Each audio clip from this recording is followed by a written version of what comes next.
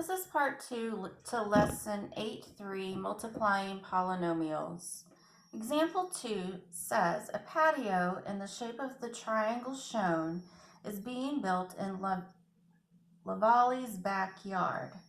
The dimensions given are in feet. The area of the triangle is 1/2 the height, which is h, times the base, which is b. Write an expression for the area of the patio.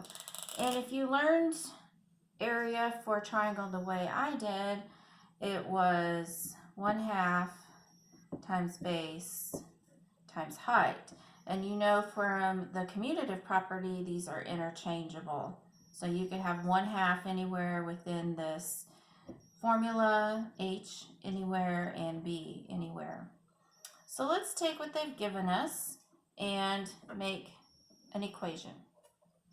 So start with your area equals 1/2, and then your base from your picture shows 6x plus 4 times your height, and your picture shows x minus 7.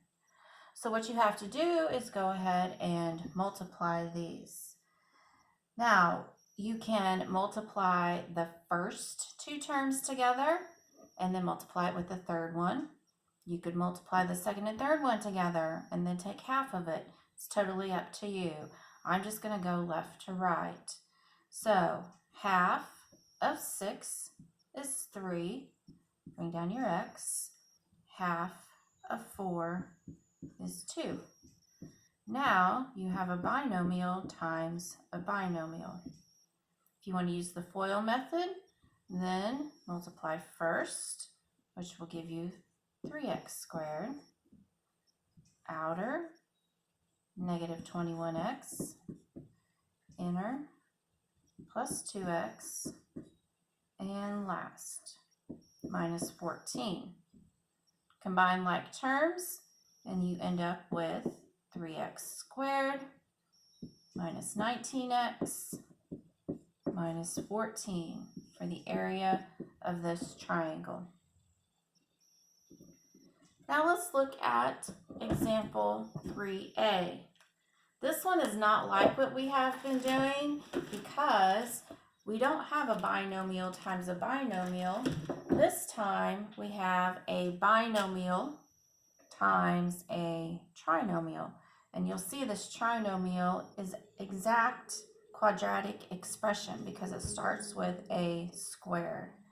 So this is like FOIL, except we have an extra term. And when I teach this in class, I think about, let's say I brought cupcakes and napkins to school. We'll call this cupcakes and we'll call this napkins. And everybody in class gets a cupcake and a napkin. I can't just give it to one student. I can't just give it to two, but everybody that's in class. And let's say that day we only have 3 people in class. So I'm distributing the cupcake to every person. In other words, the 3a gets distributed to every term in our second polynomial, and everybody gets a napkin. So I'll show you how this works. So first, cupcake, 3a times a squared would be 3a cubed. 3a times negative 12a is negative 36a squared. And distribute to the last term, 3a times 1 is plus 3a. So everybody in the class now has a cupcake. Now everybody needs a napkin because we all know cupcakes can get messy. So distribute a napkin to everyone in class. Distribute this 4 to the a squared, and you have a positive 4a squared. And 4 to the negative 12a gives you a negative 48a. And the 4 to the 1 gives you a positive 4. We have several more terms here than we have been working with, so we need to pay attention to what we can combine. Make sure we get this in standard form whenever we finish up. So our first term is going to be cubed, our second term is going to be squared, our third term is going to have a degree of 1, and our fourth term will have a degree of 0 because it's just a constant. So 3a cubed, I don't see any other terms with a cubed, so I'm just going to bring it down. Negative 36a squared, if I look, I have another a squared term. Combine them, negative 36 plus 4 is a negative 32, and it's a squared. Now I'm going to look for my term that just has a, and I have another one. So combine 3 and negative 48, and you have negative 45 with the a, and the only one you have left is plus 4. So when we've combined like terms, we have 3a cubed minus 32a squared minus 45a plus 4.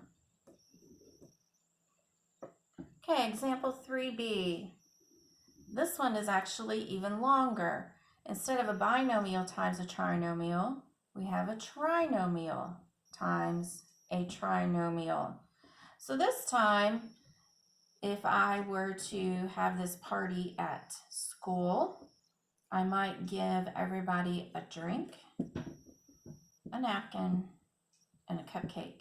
And everybody in class gets one of each. So we're going to distribute. So first of all, I'm going to give everybody a drink. So the first person would have 2b squared times b squared. The second person would have 2b squared times 3b. And the last person would have 2b squared times negative 1. I went ahead and wrote this out so you could see how this first term gets distributed 3 times. And then the second term would get distributed 3 times, and the last term 3 times. I'm going to go ahead and simplify this for you, and then we're going to finish out the rest of this problem. So 2b squared times b squared is 2b to the 4th. 2b squared times 3b is 6b cubed. And 2b squared times negative 1 is minus 2b.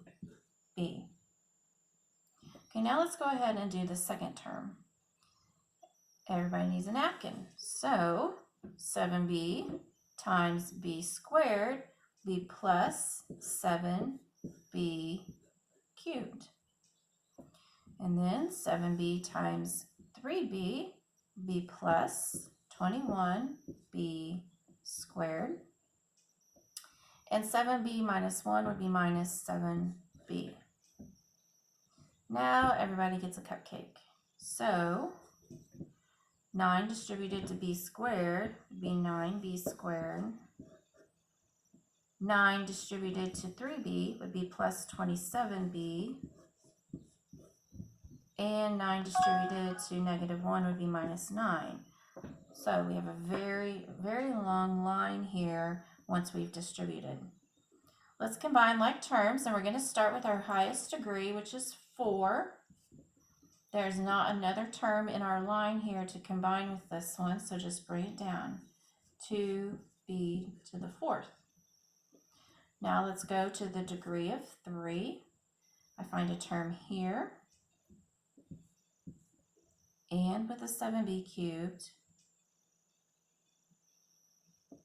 and we can go ahead and combine these, and you have 13b cubed. Now let's look for b squared. I have a b squared here and here. Combine them, 21 and 9 is 30b squared. Now I need to look for the degree of 1. Negative 2b negative 7b, and if you look, we also have a plus 27b. So negative 2 and negative 7 give us negative 9. 27 minus 9 gives you a positive 18b. And what do we have left but the negative 9? So when you finish, you have 5 terms in your answer. 2b to the 4th plus 13b cubed plus 30b squared plus 18b minus 9. A lot of work, but it will come out if you just remember to distribute each term and add like terms. That's all for lesson 8.3.